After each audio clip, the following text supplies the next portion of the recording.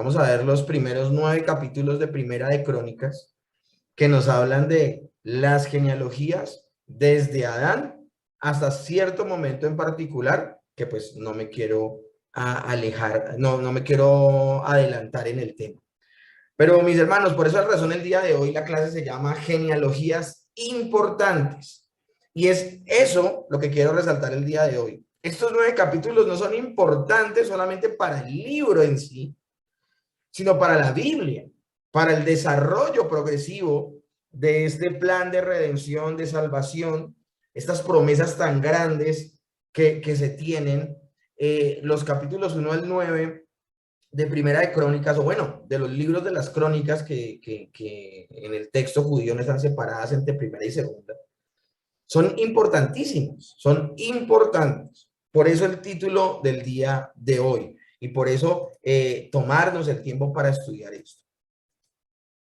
Como lo hemos hablado, mis hermanos, el libro de Primera y Segunda de Crónicas hace solo parte de un rollo, así como fue Primera y Segunda de Samuel y Primera y Segunda de Reyes. Y el libro está diseñado para exaltar dos temas. En primera instancia y en términos generales, que aún hay esperanza. Porque nosotros hemos terminado de ver algo como los libros de los reyes en el caso de nuestra organización de los libros. Inmediatamente después de Primera y Segunda de Reyes llega Primera y Segunda de Crónicas. Y después de todo ese desorden que viene producto de que los reyes se olvidaron de Dios, viene como esa pregunta: ¿será que el Señor se va a olvidar de su pueblo? Y bueno, terminando el último capítulo de Segunda de Reyes, nos dábamos cuenta que el Señor no había aún renunciado a lo que él había prometido y cómo, restaurando a su posición de rey a Joaquín, vemos esa misericordia. Es un rey que fue malo, un rey que no se merece esa clase de tratamiento, pero en su misericordia y en su gracia Dios lo trata de esa manera. Y eso nos muestra como un avistamiento de que el Señor no se ha olvidado de sus promesas. Pero si, mis hermanos, abordamos los libros de Primera y Segunda de Crónicas, los libros de las crónicas, lo abordamos de la forma en que lo ven los judíos en su pensum original. Los libros de crónicas están a lo último del Antiguo Testamento. Como Malaquías está en nuestra versión del Antiguo Testamento. Malaquías está de últimas. En el caso del texto original judío, está al final Crónicas. Y lo que nos vamos a dar cuenta con todos los profetas mayores y menores, con los salmos, con los proverbios, lo que vamos a empezarnos a dar cuenta con todo el cúmulo de información y con todos los libros que tiene precisamente el Antiguo Testamento, nos vamos a dar cuenta que la gente sigue esperando que venga el rey prometido. Entonces, los libros de crónicas como cierre están diseñados para exaltar dos temas: la línea regia, real, pero también para exaltar algo, y es que se vuelve a edificar el templo y lo que se hace al interior del templo. Pero en términos generales, la esperanza apunta a que Dios cumple sus promesas. Y esto será evidente en todo el relato del libro de Crónicas. Ahora, también hemos mencionado, mis hermanos, que hay varias secciones y divisiones dentro del libro. Y la primera sección con la que nos vamos a encontrar es la sección de las genealogías. La semana inmediatamente anterior yo les hablaba algo acerca del pensamiento occidental. Y hablaba de que en el pensamiento occidental no es de mucha importancia las genealogías, como sí lo es en el pensamiento oriental, en el pensamiento de los judíos. Pero me puse a leer algunos textos, me puse a leer algunas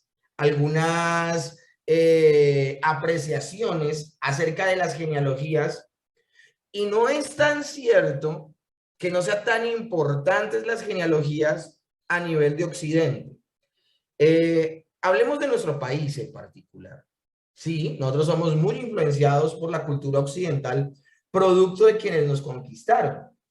Pero, mis hermanos, aún en España, en Europa, en el Reino Unido, hablando del antiguo continente, pero también hablando aún del nuevo continente, mis hermanos, y hablando en particular de nuestras tribus indígenas al día de hoy, para ellos las genealogías son importantísimas. Son importantísimas. Más bien es para el hombre moderno, que como que nos hemos olvidado, como que no le hemos dado la importancia a esto, ¿no? De pronto echamos mano de nuestro árbol genealógico porque nos pusieron una tarea en el colegio o en la universidad, como a rebuscar de dónde venimos. Pero si nosotros vamos a nuestros orígenes, a nuestros antepasados, en particular, nuestros antepasados son los indígenas. Para los pueblos indígenas las genealogías son importantísimas.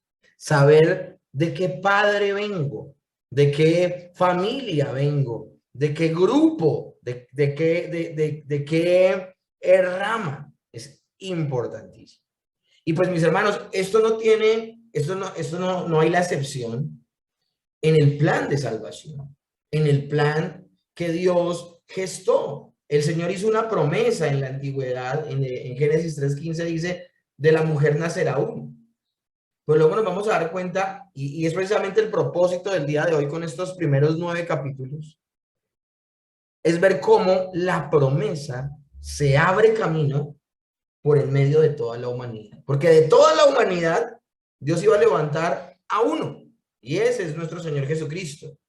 Pero ¿cómo se llegó hasta allí? Es la pregunta. ¿Cómo se llegó hasta allí? Y lo que va a hacer en estos 9 capítulos, el autor de Crónicas, es recordarnos lo que sucedió en el Antiguo Testamento. Y ahora, también algo que les había mencionado la semana inmediatamente anterior es que la primera palabra del libro de Crónicas es Adán. Y ahí me voy a quedar. No voy a hablar de la última palabra porque eso lo hablaremos, o la última historia más bien. Eso lo hablaremos cuando lleguemos al momento de tomar ese fragmento de los libros de Crónicas. El último fragmento, la última porción de capítulos de Segunda de Crónicas, hablaremos de eso. El día de hoy vamos a hablar, es en particular, de cómo inicia y los 9 capítulos subsiguientes. La primera palabra es Adán. Y miren cómo dice Primera de Crónicas, capítulo 1, verso 1, 2 y 3. Bueno, hasta el 4. Adán, Set, Enos. Ese es el versículo 1. Luego el verso 2. Kenan, Maeliel, Yeret. Luego el verso 3.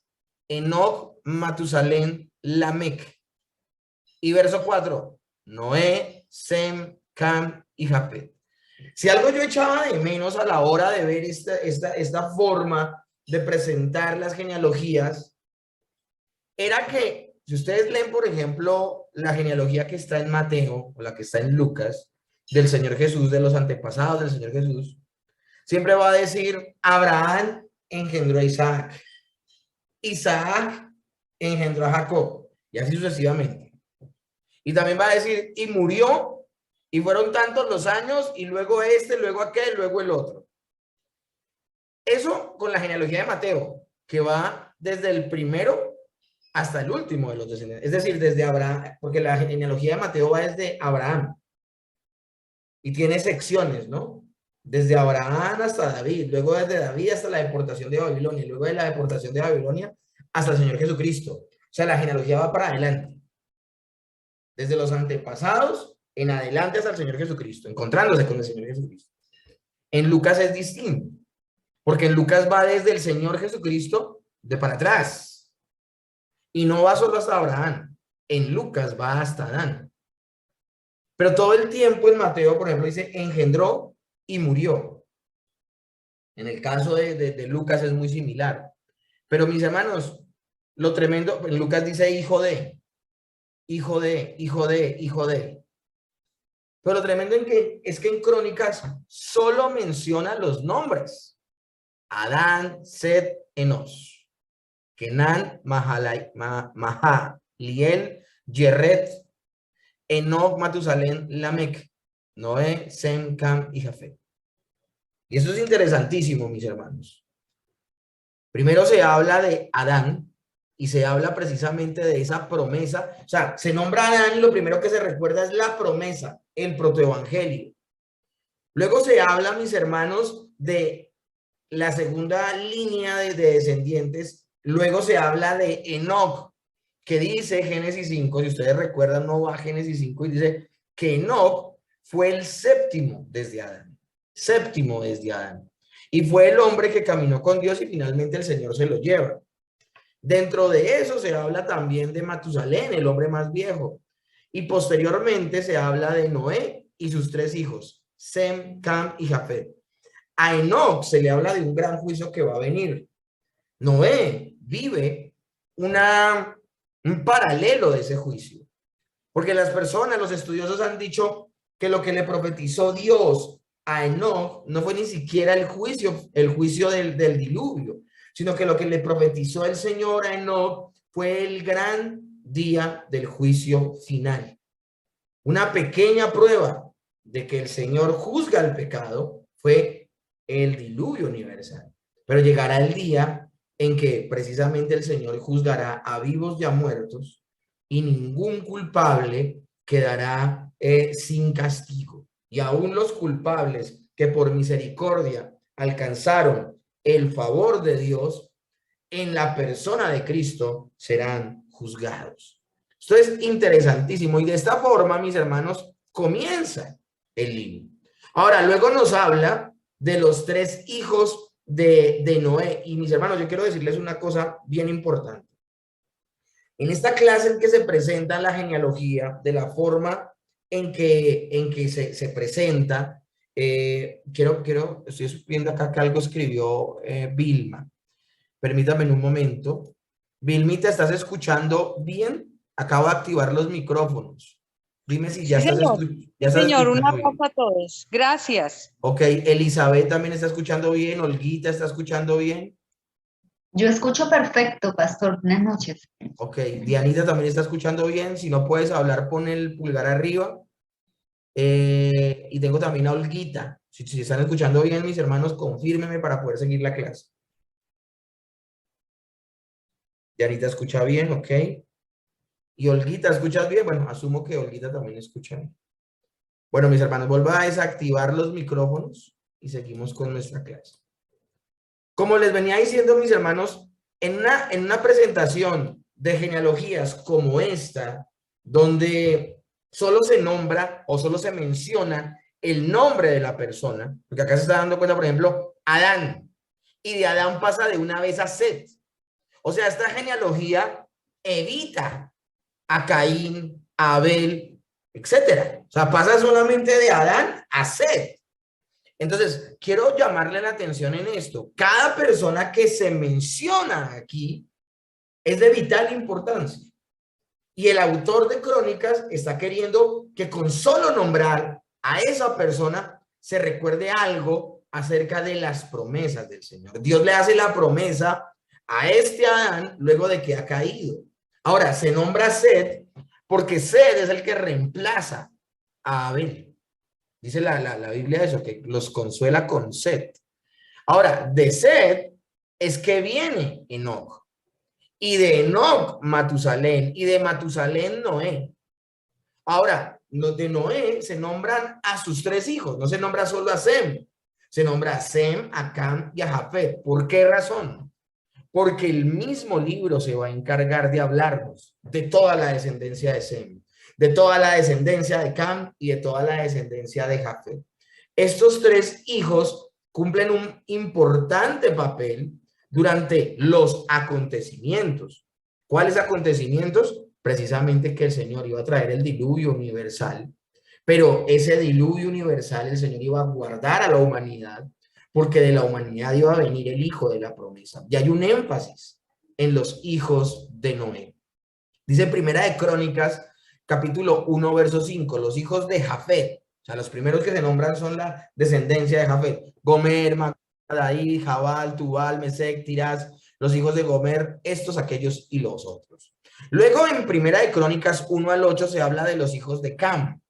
Y estos hijos de Cam tienen una importancia negativa dentro del grupo, pero son nombrados. Dice, los hijos de Cam, Cus, Misraim, Fud y Canaán. O sea, se deja claro que Canaán viene de Cam. Si ustedes no se acuerdan, Cam es el hijo de los 3 hijos de Noé. Cam es el que ve desnudo a su padre y lo menosprecia y peca contra Dios con esta situación de haber visto ebrio a su papá. Los 2 hijos mayores de Noé tienen respeto de su padre, de para atrás van caminando y lo cubren con una cobija, mientras su hijo menor no tiene el menor respeto por su padre, lo ve desnudo y se burla de él. Dice que ve la desnudez de su padre. Entonces, por esa razón, Noé, mientras bendice a sus dos hijos, a Cam, con su supuesta bendición, lo que hace es maldecirlo. Y lo tremendo del asunto es que de Cam es que nace Canaán, los pueblos de Canaán. Los hijos de Cus, Avila, Sabad, Ramá, Sabatec, y los hijos de Rahama, Seba y de Can.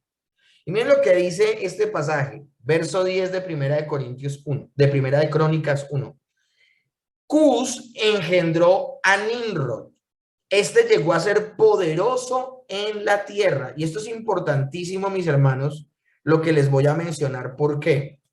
Porque, mis hermanos, en una genealogía que solo nombra a las personas, solo menciona los nombres, se detiene el libro y habla de un hombre, dice que de quién viene y dice también una característica de él. Entonces esto debe ser importante. Cus engendró a Nimrod y este llegó a ser poderoso en la tierra. Ese término de poderoso en la tierra es importante que lo tengamos en cuenta, mis hermanos. Porque cuando se habla de poderoso en la tierra se está hablando de la primera persona que empezó de alguna manera a generar predominio sobre sus hermanos. Si en la Biblia ustedes oyen hablar de grande, poderoso en la tierra, no está hablando de la estatura, como muchos trataron de malinterpretar cuando se hablaba de que las hijas de Dios se juntaron con los hijos de los hombres y se levantaron los valientes de la tierra. Eso no está hablando, mis hermanos, de gigantes. Los grandes de la tierra, los gigantes de la tierra, están hablando es de personas que empezaron a manejar poder sobre otras personas. De hecho, Nimrod fue el que construyó la Torre de Babel. Dice Primera de Crónicas 1:13. Canaán engendró a Sidón, su primogénito, y a Eter.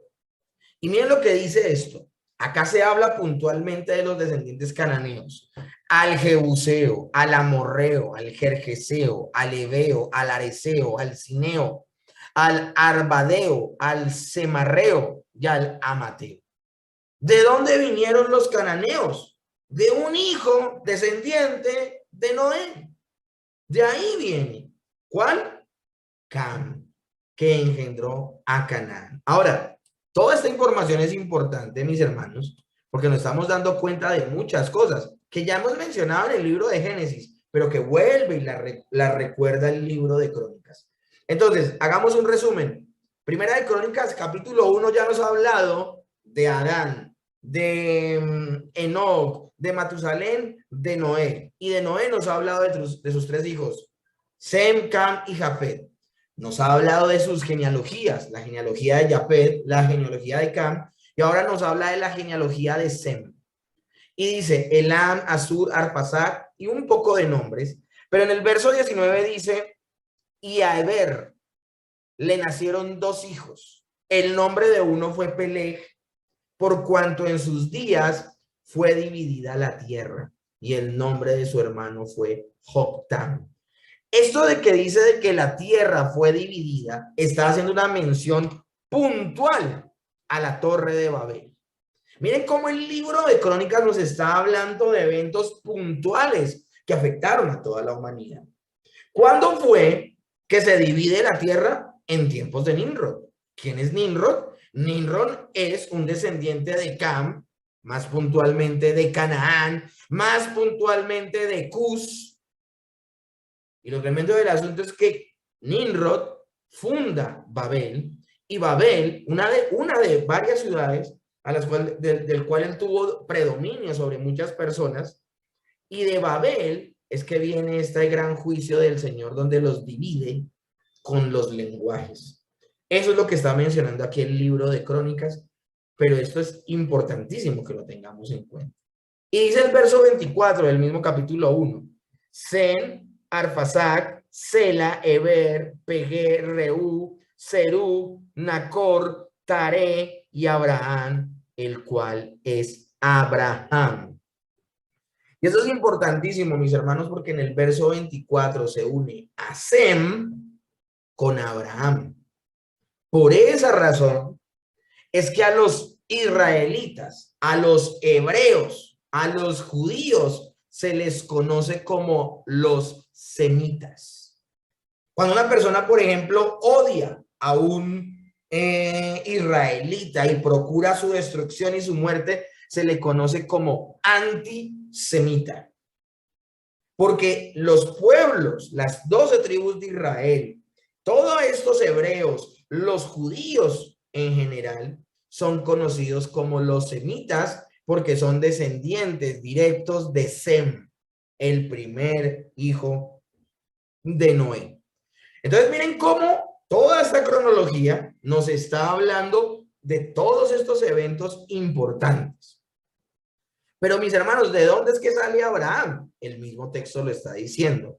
Arfaxad, Sela, Eber, Peleg, Reú, Serug, Nacor, Taré y Abram. Pues mis hermanos, veamos el cuadro genealógico. El padre de Abraham se llama Taré y él tuvo 3 hijos, Abraham, Nacor y Harán. Nacor tuvo a Betuel, mientras Harán tuvo a Lot. Por eso Lot es sobrino de Abraham. Betuel tuvo a Rebeca y a Labán.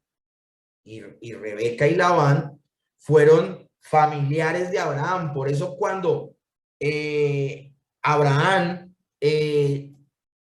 procura esposa para su hijo, la busca es ¿en dónde, mis hermanos? La busca es en casa de sus familiares. Ahora, Abraham tuvo 2 hijos, a Ismael y a Isaac, pero la promesa reposa sobre Isaac. Isaac a su vez tuvo 2 hijos, Esaú y Jacob, pero la primogenitura y las bendiciones reposaron sobre Jacob.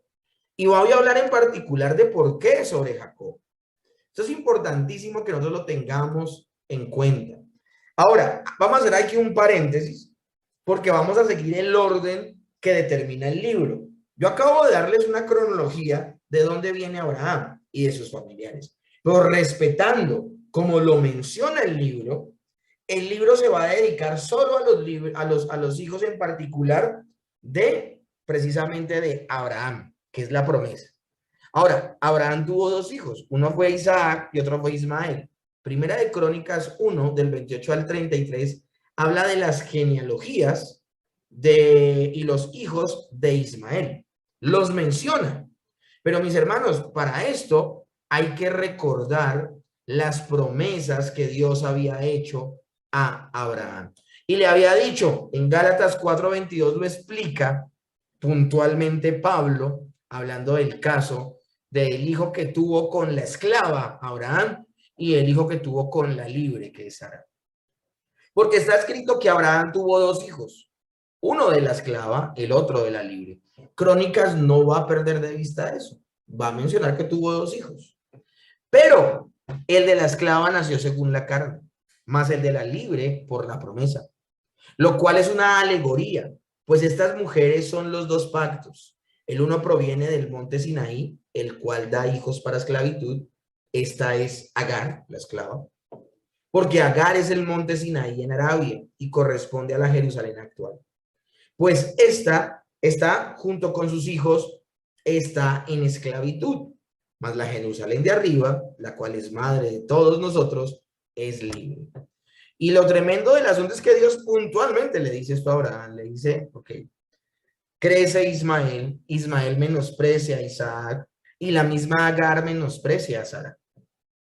Y Sara le dice a Abraham, despide a la esclava y a su hijo. O sea, no va a convenir que vivamos juntos. Esto va a ser una guerra constante aquí. Abraham obvia escuchar a su esposa y se le tiene que aparecer Dios y decirle, en este caso, escucha a tu mujer. Y despide a Agar y al hijo de la esclava. Y así sucede.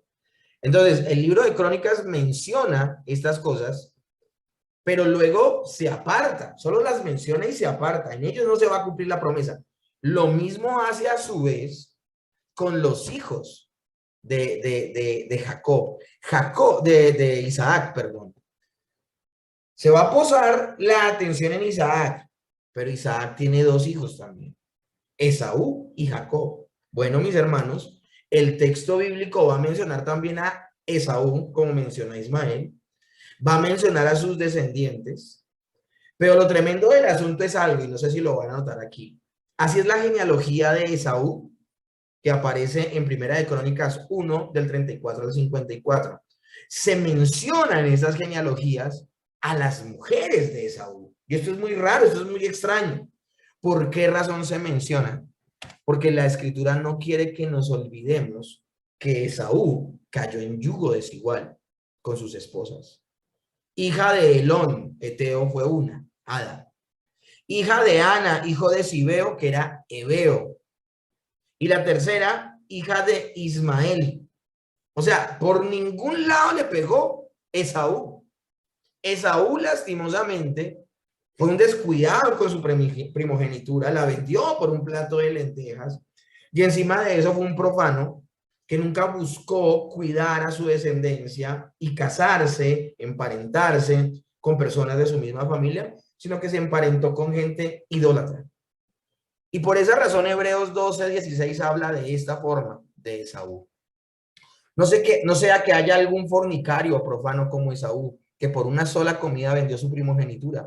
Porque ya sabéis que aún después, deseando heredar la bendición, fue desechado y no hubo oportunidad para el arrepentimiento, aunque lo procuró con lágrimas. Y mis hermanos, algo que quiero que ustedes tengan en cuenta, hermanos y hermanas, que algo que tengan en cuenta en estas genealogías, es que se van a mencionar las personas que menospreciaron las promesas o que no hacían parte de las promesas, y luego se ve un gran enfoque con las personas sobre las cuales sí posaron las promesas.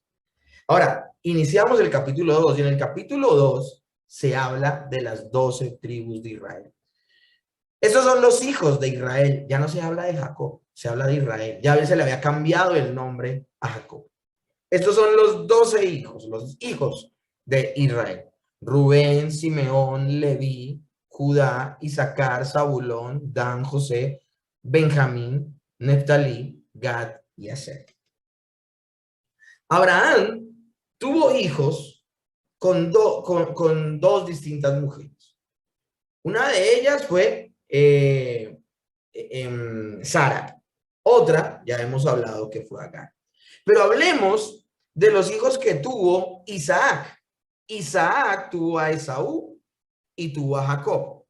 Esaú iba a ser conocido, sus descendientes, como el pueblo de Edom, mientras que Jacob iba a ser conocido como la gran nación de Israel. Esaú también tuvo muchos hijos, pero fueron paganos y se apartaron y no hicieron parte de las promesas del Señor. Ahora, Jacob, el hijo de Isaac, nieto de Abraham, tuvo de 4 mujeres 12 hijos. En su orden fueron así.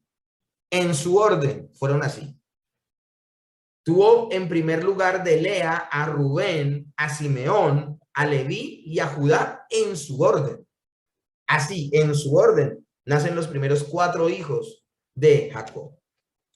Luego, mis hermanos, él tiene más hijos de una de las esclavas que tenían sus esposas, Dan y Neftalí. Luego de la otra sierva tiene a Gad y a Aser. Luego tiene nuevamente de Lea a Isaacar y a Zabulón. Y luego finalmente de su esposa amada, Raquel, tiene a José y a Benjamín. Si ustedes van a darse cuenta de estos nombres, van a cambiar de alguna manera cuando se nombran a las 12 tribus de Israel. Primera de Crónicas 2:1 dice: estos son los hijos de Israel: Rubén, Simeón, Leví. Pero ahora el libro va a posar su atención en el verso 3.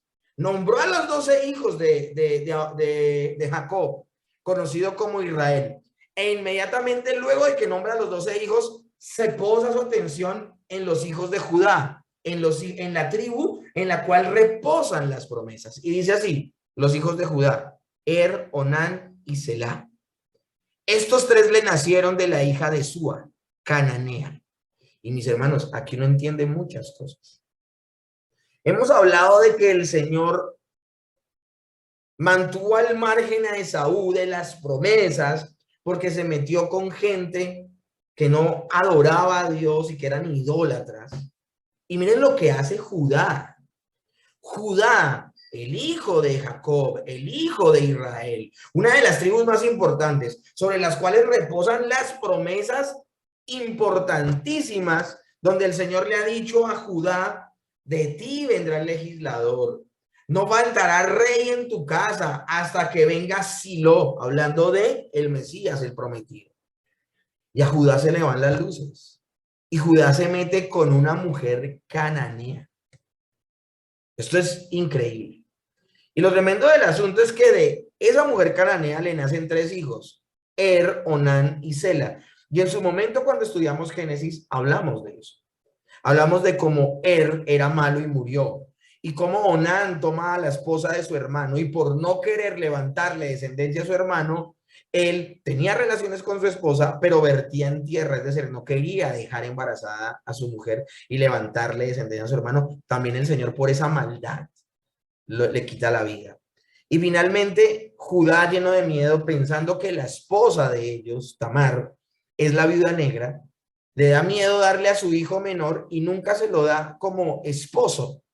Entonces esta mujer es la que se viste de prostituta, se llega a Judá, y Judá se da cuenta que es más pecador él que esta mujer, que ella anhelaba tener descendencia de Judá. Ella no se iba a meter con alguien más. Ella tenía la esperanza que fuera de la tribu de Judá que se le levantara descendencia, una mujer que el Señor despierta esa actitud en su corazón. Lo tremendo del asunto es que en el verso 4 dice eso. Más adelante, después de haber nombrado a los 3 hijos, dice la Biblia: y primogénito de Judá, fue malo delante de Jehová, quien lo mató. No se habla de las acciones de Onán, y tampoco se habla de que se abstienen de tomar o de dar como esposo a Sela, a esta mujer. Entonces solo se habla en el verso 4 de Tamar. Y miren, eso es importantísimo. Cada vez que se habla en esta descendencia de una mujer, tiene una acción importante dentro de la mención. Y Tamar, nuera de Judá, dio a luz a Fares y a Zera. Todos los hijos de Judá fueron 5. Si ustedes se dan cuenta, en este pasaje no se habla de las condiciones en las que nacieron, hablando de Fares y Zera. Porque recuerden que Crónicas va a hablar de la descendencia de David y de David mismo, sin hablar, escúchenme bien, de las cosas negativas, porque se quiere exaltar la promesa y se quiere exaltar que de ella vendría el Mesías. Esto es impresionante. Entonces se habla de Tamar, se habla de que era su nuera, y de su nuera da a luz a Fares y a Zera. O sea, esto es como interesante, que es tener clara la historia. De su nuera de su nuera le nacen 2 hijos a Judá. Impresionante esto. Ahora, el capítulo 3 pasa y nos habla de los hijos de David. Y nos habla de los hijos que tuvo David en un lugar, los hijos de David que él tuvo en otro lado. Pero aquí quiero posar la atención de cómo se menciona el nacimiento de Salomón. Esto me parece impresionante. Primera de Crónicas 3:1 dice: estos son los 4 hijos de David que le nacieron en Jerusalén: Simea, Sobab, Natán y Salomón. Pero cuando nombra a Salomón, como Salomón iba a ser rey, o fue rey, porque estamos hablando de que el libro de Crónicas fue escrito luego de que pasaron todos estos acontecimientos, los está mencionando como para recordar las promesas de Dios.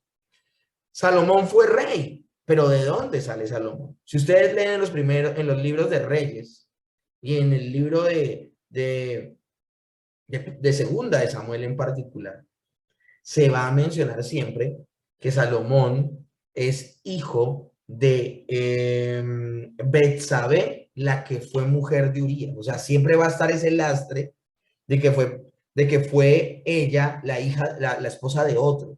Y se va a recordar siempre el pecado de David y todo esto. En esta oportunidad no. Porque Crónicas no quiere recordar nada negativo de David. Ustedes dirán, bueno, si no lo quieres recordar, ¿por qué tú lo nombras?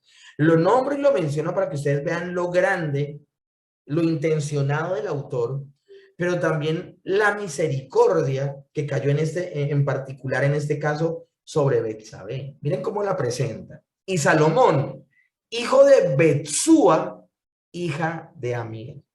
Si nosotros queremos saber de dónde viene Betsabé, tenemos que ir a Crónicas. Ah, era hija de Amiel.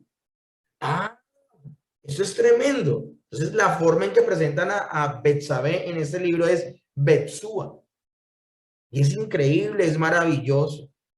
Y luego en el verso 10 dice, hijo de Salomón fue Roboán, cuyo hijo fue Abías, el cual fue hijo de Asa, cuyo hijo fue Josafat. Aquí ya se empieza a nombrar hijo, hijo, hijo. ¿Y por qué se empieza a nombrar de esa manera, mis hermanos? Porque está apuntando a la promesa que Dios le había hecho a David. Y la promesa que Dios le había hecho a David es, un hijo tuyo se sentará en el trono y su reino no tendrá fin. Por eso el autor aquí ya deja de mencionar solo nombres y empieza a hablar, este es hijo de, y este es hijo de, y este es hijo de, apuntando a la promesa. Y así, mis hermanos, llegamos a Primera de Crónicas, capítulo 7, del verso 1. Bueno, vamos a hablar de cosas impresionantes, pero lo tremendo del asunto es que en la diapositiva anterior quiero mencionarles algo. Terminamos en el capítulo 3. Capítulo 3. En el capítulo 3 hasta el 7, porque en el 7 nuevamente se va a enfocar en Judá. Pero antes de enfocarse en Judá, va a empezar a mencionar a todas las 12 tribus de Israel. Y aquí yo quiero ver quiero que ustedes se dan cuenta la diferencia que hay entre los 12 hijos de Israel y las 12 tribus. Ustedes dirán, ¿por qué? Hay diferencias. Los 12 hijos de Israel referentes a las 12 tribus de Israel. Se nombra a Judá, Primera de Crónicas 4, del 1 al 23. Se nombra a Simeón, Primera de Crónicas 4, del 24 al 43. Se menciona a Rubén, Primera de Crónicas 5, del 1 al 10. Aquí estoy hablando de que se mencionan a sus hijos, a su descendencia. Esto es importante tenerlo en cuenta. Todos los primeros 9 capítulos de Crónicas es una gran mención de descendencia. Luego se menciona a Gad, Primera de Crónicas 5, del 11 al 17. Y luego se menciona en Primera de Crónicas, se empieza a mencionar la historia de las 2 tribus y media. Y las 2 tribus y media son Rubén, Gad, y en primera instancia se empieza a nombrar a Manasés. ¿Quién es Manasés? Ya se los voy a explicar. ¿De dónde sale Manasés? ¿Quién es Manasés? ¿Por qué se nombra como media tribu, como a Manasés se nombra como media tribu de las 12 tribus de Israel? Si Manasés no hace parte de los 12 hijos de Jacob de Israel. Bueno, tengamos eso ahí en un arroz en bajito, ya les explico. Primera de Crónicas 6 habla de Leví. Y ustedes se dan cuenta, aquí no son versículos. Aquí es todo un capítulo. Porque así como se ha enfocado las descendencias en la tribu de Judá, y se va a mencionar en varios momentos los descendientes de Judá, porque de ahí vendrá el rey, todo el capítulo 6 de Primera de Crónicas se enfoca en Leví, porque Leví es la tribu que tiene a cargo el sacerdocio. Recuerden que les he hablado de 2 enfoques de Primera y Segunda de Crónicas: el rey y el templo. Y en el templo era donde funcionaba el sistema sacrificial, donde funcionaba el orden sacerdotal. Entonces, por eso hay un énfasis. El capítulo 6 nos muestra a la descendencia de Leví, los cantores del templo nombrados por David y la descendencia de Aarón, que era el sacerdocio. Luego se habla de Isaacar, Primera de Crónicas 7, del 1 al 5. Luego se habla de Benjamín, Primera de Crónicas 7, del 6 al 12. Luego se habla de José, pero de José no como la tribu de José, sino se habla de la media tribu de Manasés. Porque, mis hermanos, José tuvo 2 hijos. Esos 2 hijos, Jacob, estando viejito y haciendo Israel, bendice a esos 2 hijos y los hace parte de las tribus. La bendición que es para José se la da a sus dos hijos, y los dos hijos son Efraín y Manasés. Entonces tenemos aquí a Manasés, ya sabemos que es hijo de José, que recibió bendición y heredad por parte de Jacob. Y vemos a la tribu de Efraín, primera de Crónicas 7 del 20 al 29. Entonces esto es importante que lo tengamos en cuenta. También la tribu de Aser, primera de Crónicas 7, 30 al 40. Y primera de Crónicas Neftalí, el capítulo 8. Pero si nos damos cuenta, mis hermanos, ya vamos por el capítulo 8. Y lo tremendo del asunto es que no se nombraron ni a Dan ni a Zabulón. ¿Por qué razón? Sin mención de estas dos tribus, que no sean mencionadas en las genealogías desde el capítulo, finalizando el capítulo 3 hasta el capítulo 8, esa falta de mencionarlos en las genealogías no es que no hayan existido, ellos son mencionados en las genealogías que hay en Génesis, en las genealogías que hay también en otros libros, pero en Crónicas no son mencionados, y ese sin mención nos grita algo muy fuerte.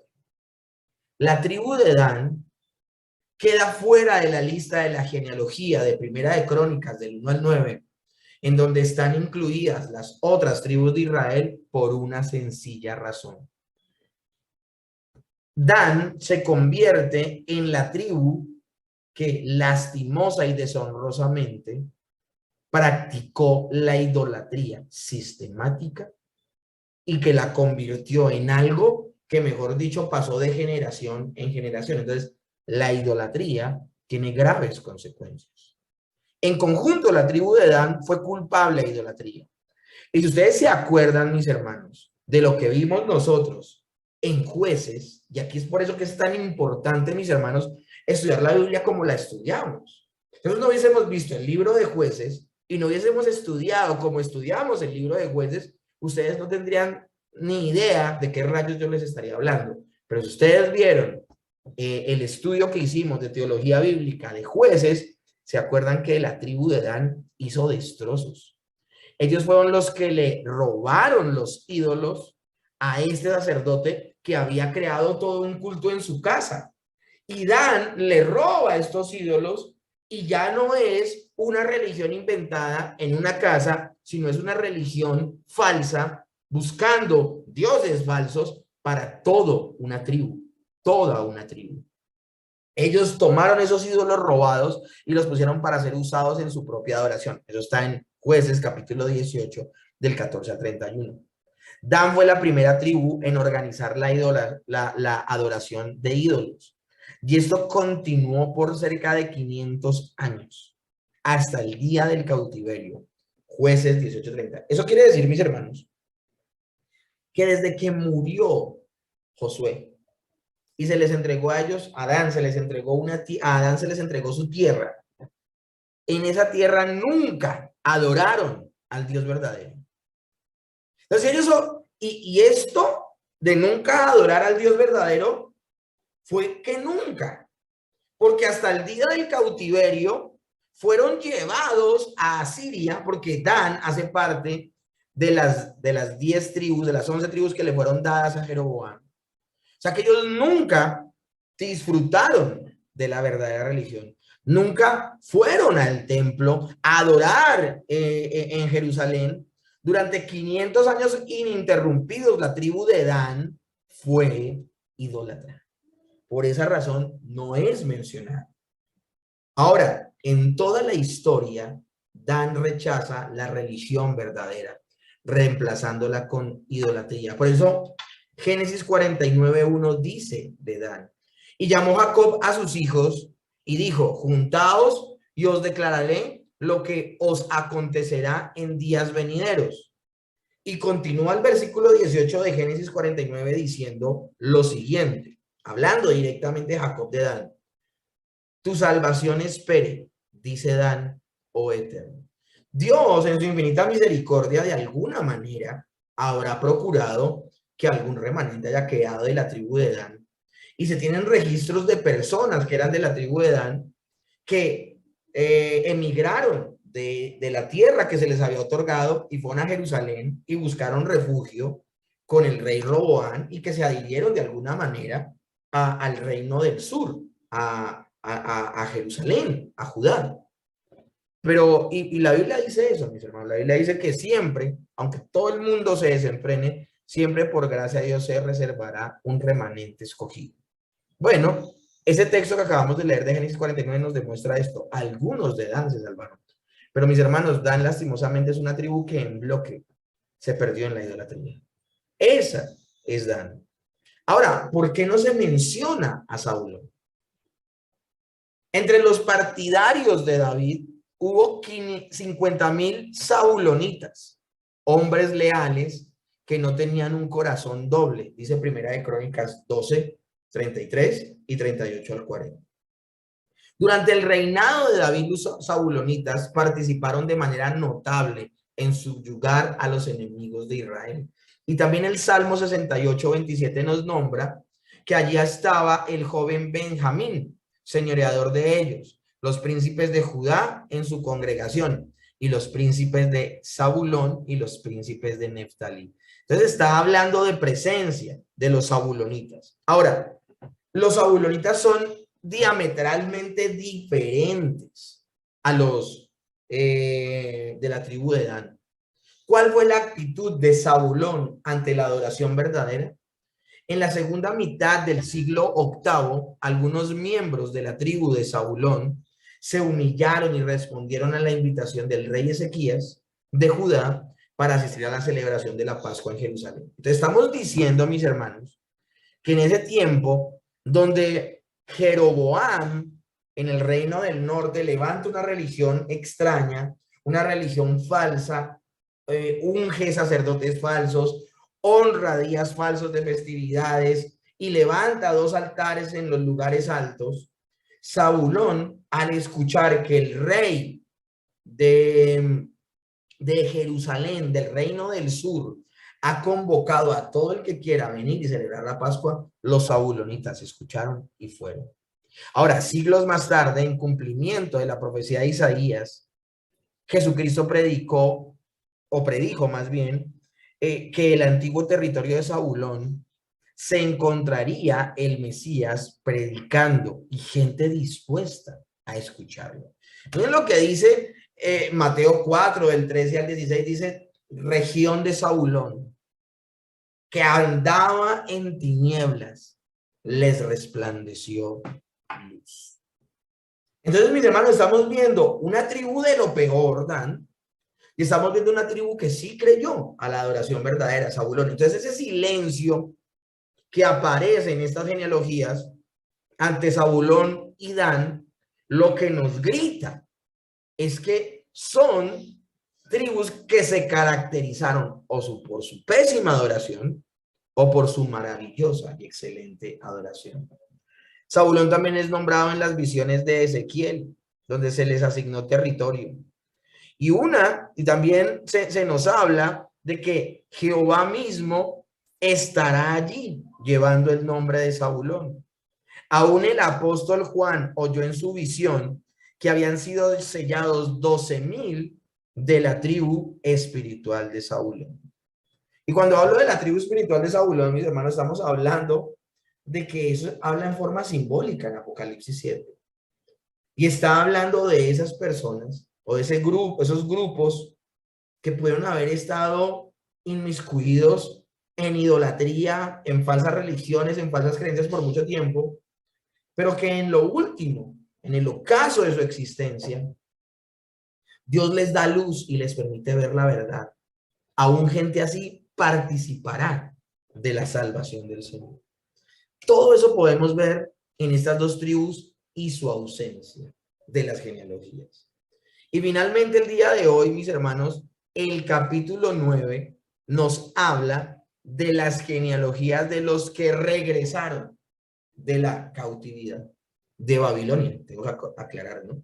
Porque los que fueron llevados por los asirios no volvieron nunca. De hecho, si regresaron a Israel, regresaron mezclados con los asirios y ahí salen los samaritanos. Lo tremendo del asunto, mis hermanos, es que el regreso se mencionan las genealogías que regresan, pero inmediatamente después y como cierre de los primeros 9 capítulos de Primera de Crónicas, capítulo 9, verso 1 al 34, no solamente se menciona el regreso de los que llegaron de Babilonia, sino como a la mitad del capítulo se menciona las genealogías de Saúl, hablando de que a pesar de que él fue un pésimo rey, también hizo parte de los reyes de la nación, del pueblo de Dios.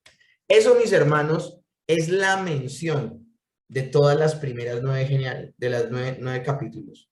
El rey prometido, el sacerdocio, el templo. Ahora, esto será evidente en el resto del libro, en lo que sigue, en los capítulos de Primera y Segunda de Crónicas. Por ahora, ese es el abrebocas. Esa es la forma en que inicia el libro y me encanta, me parece maravilloso, y por eso yo les mencionaba al principio del día de hoy que aún nosotros en Occidente, pero estamos hablando de las tribus, de las personas más de la antigüedad, no del hombre moderno que ha descuidado tanto las genealogías. Más el hombre antiguo siempre tuvo muy pendiente su árbol genealógico, sus descendientes o ascendientes, y pues cuánto más lo iba a tener pendiente el autor de Crónicas, y lo está usando como un recorderis. Dios no se ha olvidado de su pueblo. Dios no solamente es el Dios soberano que tiene poder sobre su pueblo, sino que Dios es el Dios de la historia. Y Dios es el que está permitiendo todos los acontecimientos que sucedan y que van a llevar finalmente a la venida del Mesías, mis hermanos. Recordar que los libros de Crónicas en el texto judío están al final del Antiguo Testamento es muy diciente.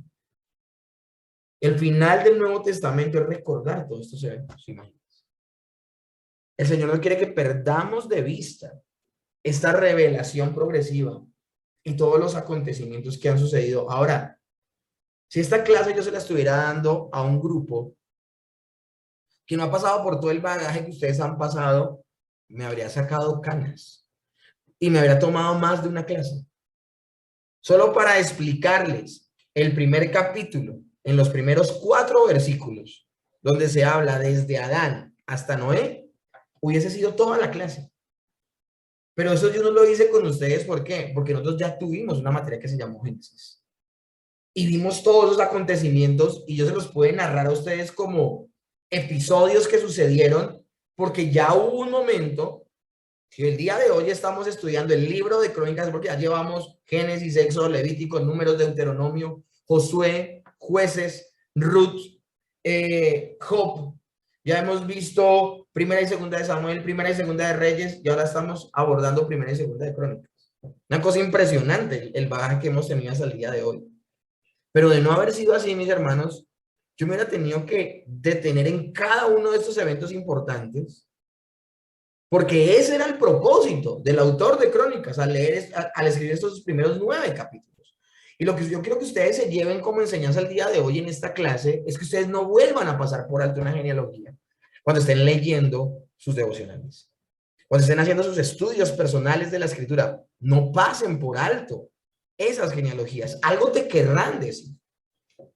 Algo te querrán decir. Con diccionarios bíblicos, con comentarios. Traten de desentrañar esos tesoros maravillosos que hemos visto el día de hoy. Por esa razón, mis hermanos, el día de hoy oremos. Y termino con esto. Nosotros veíamos en la primera materia de teología sistemática, no de teología bíblica, que es lo que estamos viendo ahora.